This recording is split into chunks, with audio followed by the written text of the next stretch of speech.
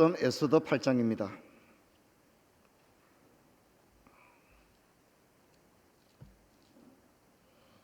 에스더 8장 1절로 마지막 17절까지 제가 읽겠습니다.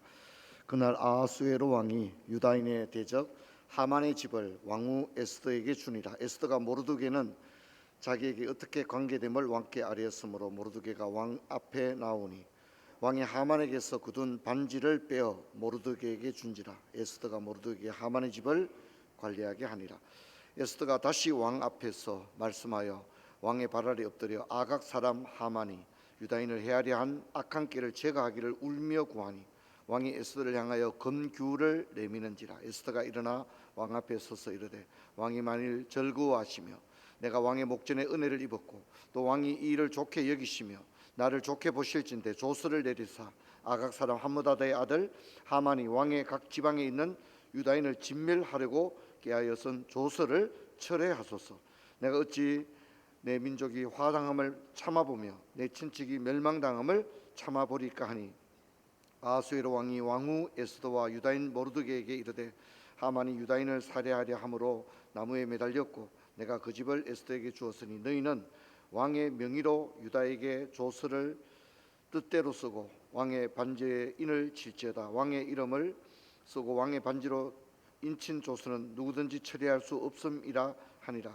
그때 시한월 곧 3월 23일에 왕의 서기관이 소집되고 모르드게가 시키는 대로 조서를 써서 인도로부터 구스까지 127지방 유다인과 대신과 지방관과 가는에게 전할세 각 지방의 문자와 각 민족의 언어와 유다인의 문자와 언어로 쓰되 아하수에로 왕의 명의로 쓰고 왕의 반지로 인을 치고 그 조서를 역졸들에게 붙여 전하게 하니 그들이 왕궁에서 길러서 왕의 일에 쓰는 준말을 타는 자들이라. 조서에는 왕이 여러 고을에 있는 유다인에게 허락하여 그들이 함께 모여 스스로 생명을 보호하여 각 지방의 백성 중 세력을 가지고 그들을 치하는 자들과 그들의 처자를 죽이고 도륙하고 진멸하고 그 재산을 탈취하게 하되 아하수에로 왕의 각 지방에서 아달월 곧 12월 30일 하루 동안에 하게 하였고 이 조서 초본을 각 지방에 전하고 각 민족에게 반포하고 유다인에게 준비하였다가 그날의 대적에게 원수를 갚게 한지라. 왕의 어명이 매우 급함에 역졸이 왕의 일에 쓰는 준말을 타고 빨리 나가고 그 조서도 도성수산에 반포되니라. 15절부터는 같이 읽겠습니다. 모르드게가 푸르고 흰 조복을 입고 큰 금관을 쓰고 자색가는 베옷을 입고 왕 앞에 나오니 수산성이 즐거이 부르며 기뻐하고 유다인에게는 영광과 즐거움과 기쁨과 존귀함이 있는지라. 왕의 어명이 이르는 각 지방 각 성읍에서 유다인이 즐기고 기뻐하고 잔치를 베풀고 그날을 명절로 삼으니 본토 백성이 유다인을 두려워하여 유다인 되는 자가 많더라. 아멘. 인사하겠습니다. 반갑습니다. 잘 주무셨죠?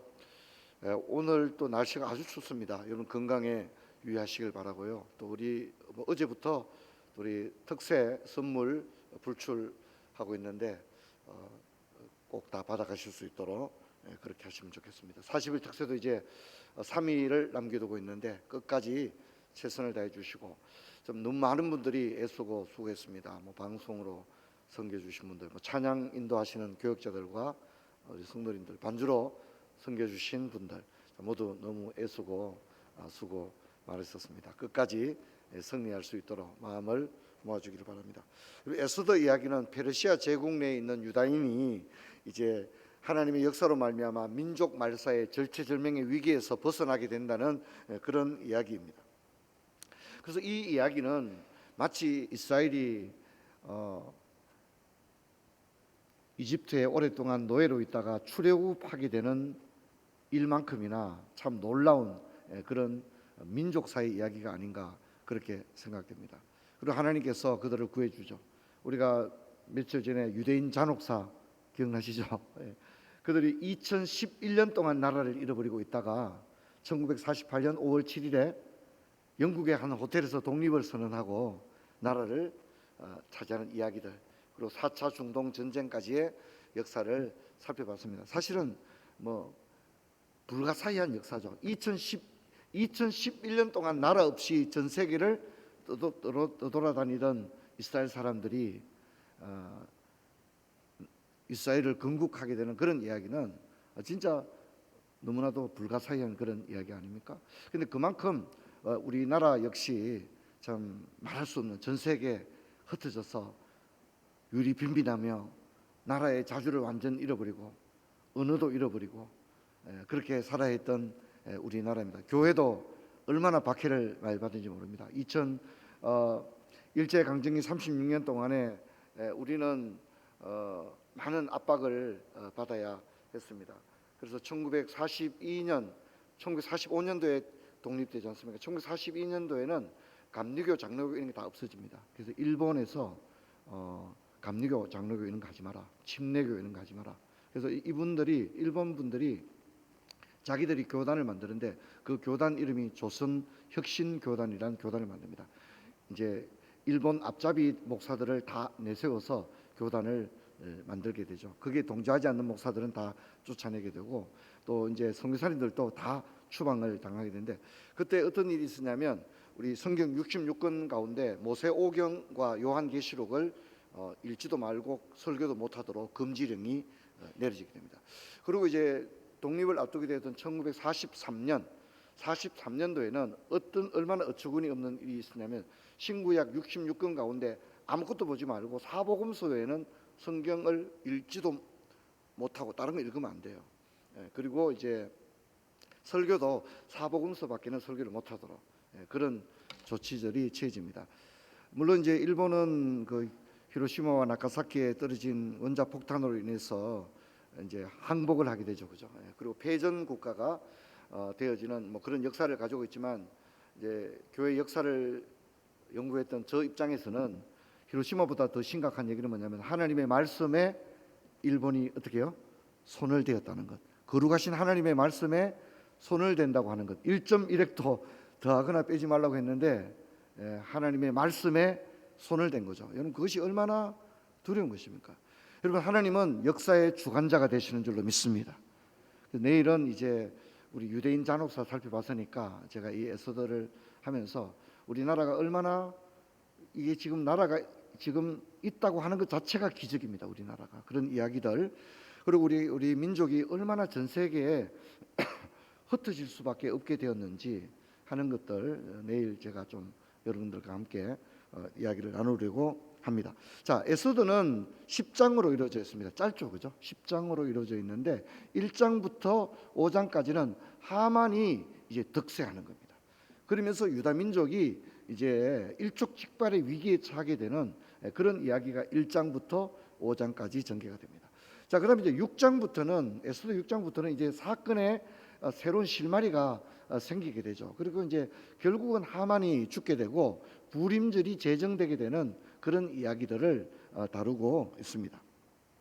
여러분 하지만은 이제 일촉즉발의 위기에서는 벗어났지만은 이제 왕의 조서가 172개 각 도성에 다 이미 나가 있기 때문에 그 조서에 따르면 유다인의 위협은 아직 제거된 게 아니라는 거죠. 그럼 어떻게 됩니까? 조서가 철회되어야만 하는 행정 절차가 남아 있었습니다. 뭐 오늘 같으면 이제 뭐 바로 뭐 팩스나 이렇게 뭐 전국 방송으로 할 수 있지만 그렇게 할 수 없었기 때문에 급하게 제가 이 페르시아의 발전된 제도 두 가지 얘기했던 거 기억납니까? 하나는 기록문화, 그렇죠? 앙메다 왕궁에 그게 조서 초본이 남아 있다 그렇게 얘기를 했죠. 또 하나 뭐가 발전됐다 했습니까? 우편 기능. 그래서 아주 훈련되고 이런 사람들이 최상의 말을 타고 왕의 조서를 전달하는 겁니다. 이제 페르시아의 왕궁이 수도가 몇 개 있다고 그랬죠? 4개 있다고 그랬잖아요, 그죠? 그럼 이제 각 수도에 이제 그게 먼저 전달되고 수도로부터 이제 또 각처로 퍼지게 되니까 실제로 3일 만에 완전히 전국에 이 조서가 전달될 수 있는 그런 아주 발전된 시스템을 가지고 있다. 우리가 오늘 읽은 것도 보면 그렇게 나와 있죠. 왕의 음행이 매우 급하며 역졸이 왕의 일을 쓰는 준말을 타고 빨리 나가고 이렇게 얘기하죠. 이게 아주 발전이 되어 있었다. 그렇게 이야기를 할 수 있습니다. 자, 그리고 이제 사건이 어떻게 이제 정리되고 있습니까? 하만의 집. 제가 하만이 보통 사람이 아니라 그랬죠, 그죠? 엄청난 재력가다. 그런데 그 하만의 집을 에스더에게 주게 됩니다. 그리고 에스더는 이 하만의 집의 관리권을 모르드게에게 다시 주죠. 또 하만이 가졌던 왕의 인장 반지, 그는 권력을 의미하잖아요. 그것을 모르드게에게 주는 것을 볼 수 있습니다. 그리고 아수에르가 조서 철회를 허락하고 새로운 조서 초본이 전달되고, 그리고 마침내 수산성에는 기쁨이 넘치게 됩니다. 여러분, 기쁨이라는 말에 대해서 제가 생각을 해봤는데요, 참 이 기쁘다고 하는 것은 너무너무 복된 일입니다. 제가 설교하면서 그런 말씀 들었습니다. 마귀가 절대 흉내 낼 수 없는 게 두 가지가 있다고 그랬죠. 기억나십니까? 하도 자주 얘기했으니까 잘 기억하리라 그렇게 생각합니다. 뭐가 있죠? 감사와 찬양이 있다고 했습니다. 근데 여러분 한번 생각해 봤어요. 이 감사와 찬양의 감정선은, 감사와 찬양은 반드시 무엇을 동반하냐면 감사한데 마음이 건조하고 그렇지 않습니다. 찬양하는데 막 너무 슬퍼하면서 찬양하느냐, 그렇지가 않습니다. 감사와 찬양은 반드시 무엇을 동반하느냐면, 따라합시다, 기쁨을 동반합니다. 자, 그런데 이것을 우리 성령의 열매 가운데 이것을 뭐라고 말합니까? 따라합시다, 희락. 이걸 희락이라고 하는 거예요. 성령의 열매는 반드시 희락을 동반합니다. 그래서 우리가 하나님의 사람들이 기쁜 일만 있는 건 아니죠. 얼마나 힘듭니까? 인생살이라고 하는 게 참 기가 막힌 인생이 아닙니까? 얼마나 힘들고 어렵고 우여곡절이 많습니까? 그런데 감사와 찬양으로 살아가는 사람들에게는 늘 뭐가 있다고요? 기쁨이 있다는 겁니다. 기쁨이 있다는 겁니다. 그래서 바울이 빌립보서를 쓸 때 빌립보서의 성경 전체에서 기쁨이라는 단어가 빌립보서에 가장 많이 나오거든요. 근데 빌립보서는 알다시피 옥중 서신이잖아요. 감옥에 갇혀 있잖아요. 그리고 특히 이 감옥에 있는 사람에게 어떻게 기쁨이 있습니까? 근데 그래서 빌립보서를 기쁨의 서신이라 이래 부릅니다. 감옥에 있는데 기쁨이 넘치는 거예요. 그게 말이 안 되잖아요. 역설적이잖아요. 여러분, 우리도 그런 은혜가 있기를 주의 이름 축원합니다. 감사할 수 없는데 감사할 수 있고, 그렇죠? 찬송을 부를 수 있는 지금 상황이 아닌데 입에서는 찬양이 흘러나올 수 있고, 그래서 내 심령은 기쁨으로 넘쳐나는 그런 복된 은혜가 있기를 주의 이름 축원합니다. 유다인들은 참 힘들고 어려웠습니다. 그리스도인들도, 이 땅에 살아가는 그리스도인들도 힘들고 어렵습니다. 로마 시대 사람들은 예수를 믿는 것만으로도 얼마나 고통을 당했습니까? 카타콤에서 예배드렸고 사자의 밥이 되어야 했죠. 종교개혁 시대에도 예수를 믿는다는 것만으로도 사람들은 화형을 당해야 했고 전 세계를 유리빈민하며 다녀야 했습니다. 미국이라는 나라도 사실은 신앙의 자유를 찾아서 종교 망명자들이 세운 나라가 미국 아닙니까? 그렇게 되지 않습니까? 우리나라도 일제강점기와 한국전쟁 때 예수 믿는 사람들이 얼마나 많은 고통을 당했습니까? 하지만 하나님께서 역사의 주관자가 되심으로 오늘 수산도성에 기쁨이 넘친 것처럼 저와 여러분의 인생에 기쁨이 넘치는 복된 은혜가 있기를 주의 이름 축원합니다. 기쁨이 넘치는 역사, 여러분 늘 그걸 기대합시다. 주님은 슬픔으로 시작해서 슬픔으로 끝나는 게 아니라 슬픔이 변하여 기쁨이 되는 그런 역사가 있을 줄로 믿습니다. 그런 믿음을 가지고 달려가길 바랍니다. 우리 찬양하고 기도하고 돌아가겠습니다.